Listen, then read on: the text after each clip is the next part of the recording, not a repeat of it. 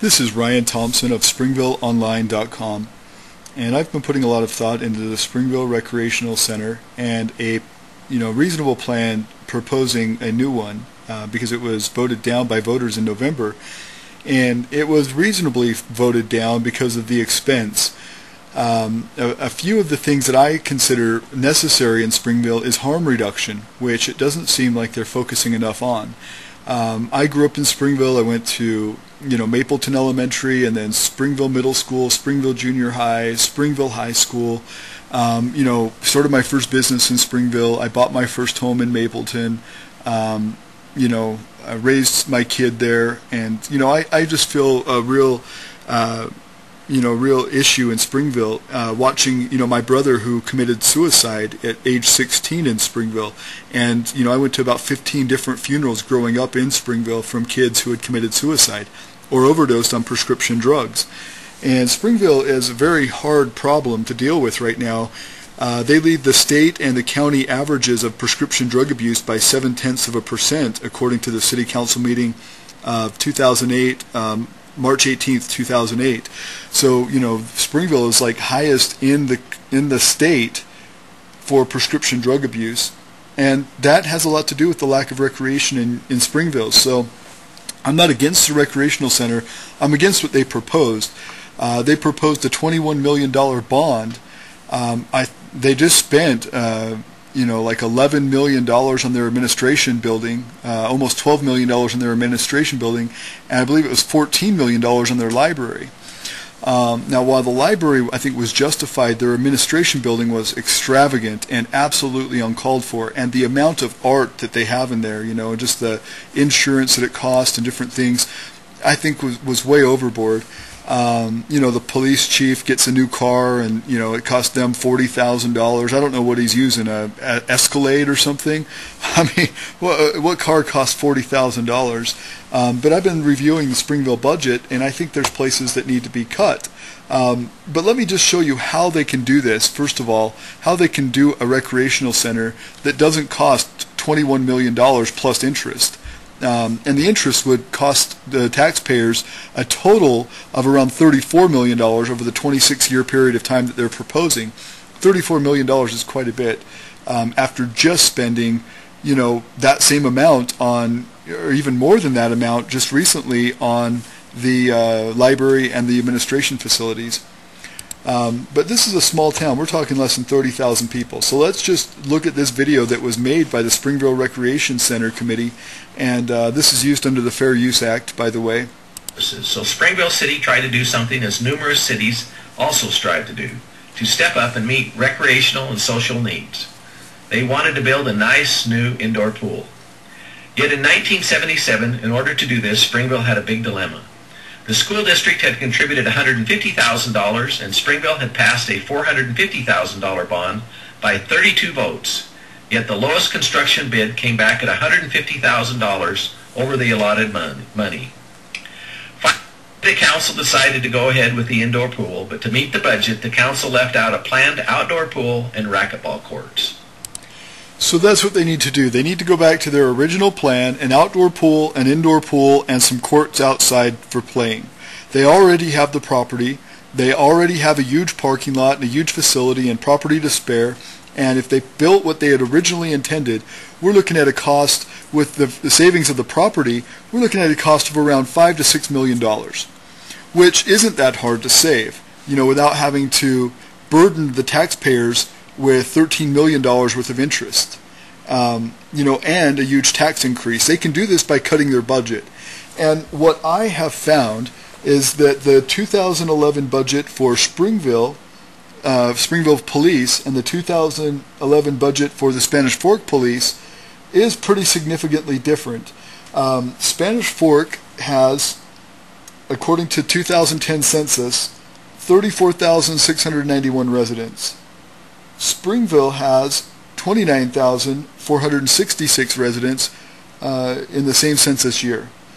So they have roughly 15 to 17% more people in Spanish Fork, and their police budget is about $300,000 lower per year. According to the 2011 budget, The Springville Police and Dispatch cost Springville $3,731,414. The Spanish Fork Police budget, which I believe includes the dispatch because there's no place in their budget that has dispatch separate, so I believe they just roll this into the cost.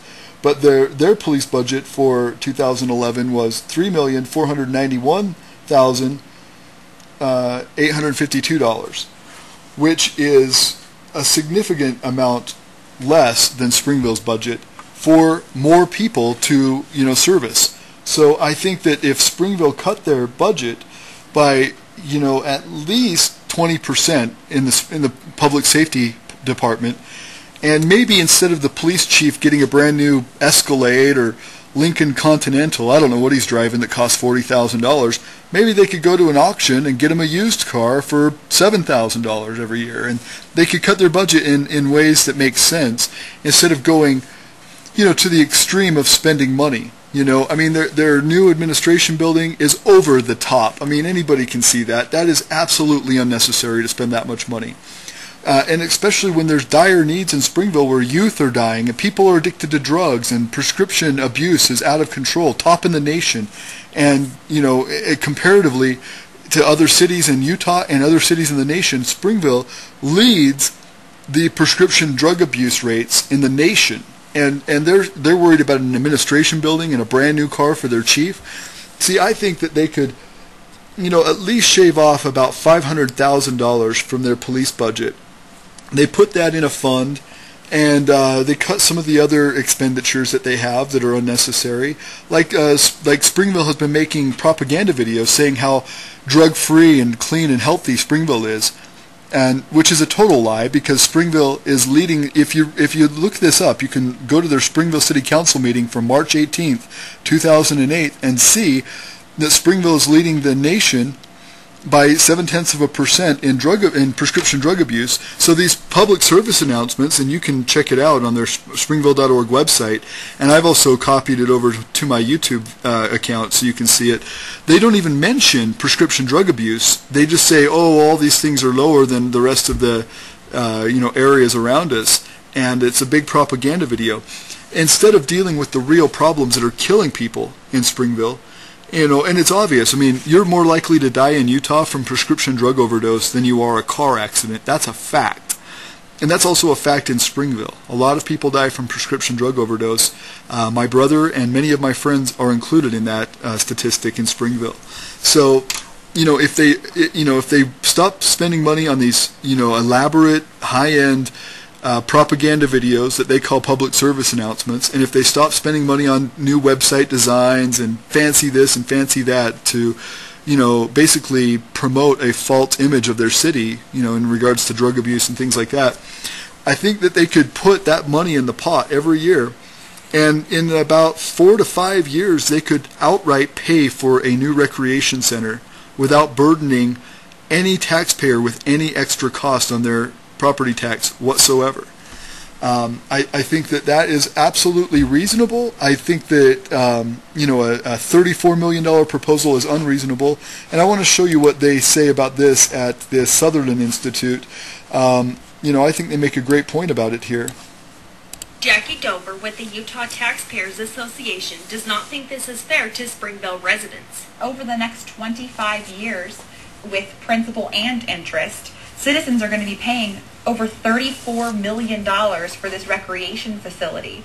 So it's going to be a never-ending cost for taxpayers. She also believes the bond could be handled more effectively. If the bond was only a 20-year term bond instead of a 25-year bond, they would be able to save taxpayers over $5 million in interest. So, see, and the level that they're going to, and I'll read you a little bit about what they're proposing on the Springville.org website. The recreation center could include an indoor and outdoor leisure pool with slides, water toys, a lazy river, and other elements, an indoor track, exercise and dance rooms, cardio and fitness equipment, drop-in daycare, a lap pool, basketball courts, party rooms, community meeting rooms, a teen center, a multi-use gymnasium, areas for aerobics and other exercise classes, and other elements. I mean, to put this on a piece of ground, first of all, you're going to have to buy a lot of ground. and it's not very cheap in Springville. It's not like you're buying an acre for $10,000-$20,000. You're paying, $100,000 an acre. This is probably something that would go on 20-30 acres. It's huge. The footprint on this could even be bigger than that, depending on what they go with. But beyond that, it looks as if, though, they don't even know what they're going to do with it, and how they're going to pay for it. One of the questions that they propose is, will there be a non-resident rate? Yes, there will be a higher non-resident rate. Rates have not been set. So on and so forth. So, they don't even really have a good plan. I think Springville has, to do a lot more planning with their planning department and their facilities and everything else. Their city council needs to encourage their planning department to put forth a better proposal. I think what they proposed in 1977 is plenty sufficient for a community of only 30,000 people. Any bigger is overkill, and I think that it would also run smaller businesses out of business. Anytime Fitness in Springville is already handling the cardio and equipment, workout equipment, as well as classes and other things. I think that people should go here. I think really this is, if you want recreation or if you want to work out, support local business. Put people back to work instead of this, indulging, city corporation, Springville City Corporation. Their budget is something like $50 million, and they have crimes going unsolved. There was a murder in '84 that never got solved. Her last name was Page. Recently they had some home invasion burglaries, and on their website they didn't even list this guy. He's been robbing people for weeks, And on Springville.org's website, they have Springville's Most Wanted, and they have 2 people and their kids in Walmart stealing some food, and they've had that on their website for years. And so they have, tools and resources, but they're not using them effectively. They're ignoring the real crimes in Springville, and they're propagandizing that Springville's this clean, wonderful, healthy place to live, probably so people feel confidence in their police department. But my suggestion is cut at least $500,000 to $700,000 out of the police budget, redirect that into harm reduction policies like a recreational facility. And any study you read about harm reduction shows that recreation will reduce crime and reduce at-risk teens and reduce a lot of problems that you have in any city. And I think that would be the wiser step to go. Instead of, spending millions upon tens of millions of dollars improving the city's facilities for penalizing people and, making life hard for people, including the tax burdens. This is what the planning guy says here. Recreation center, which you may or may not use, and which will compete with private gyms in your community or on groceries and clothes for your family. According to Springville City officials, residents would rather spend their $100 on higher taxes. We're proposing this project to Springville City in response to surveys that we've taken over the past several years, and speaking with our residents. A recreation center has always been one of the number one things that they've asked the city to provide for them.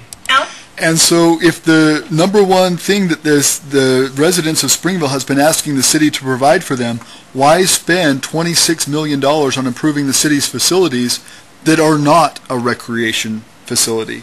If Springville residents have wanted a recreational facility, they didn't need a brand new administration building. They didn't need a $40,000 car for the chief. They didn't need all these other things.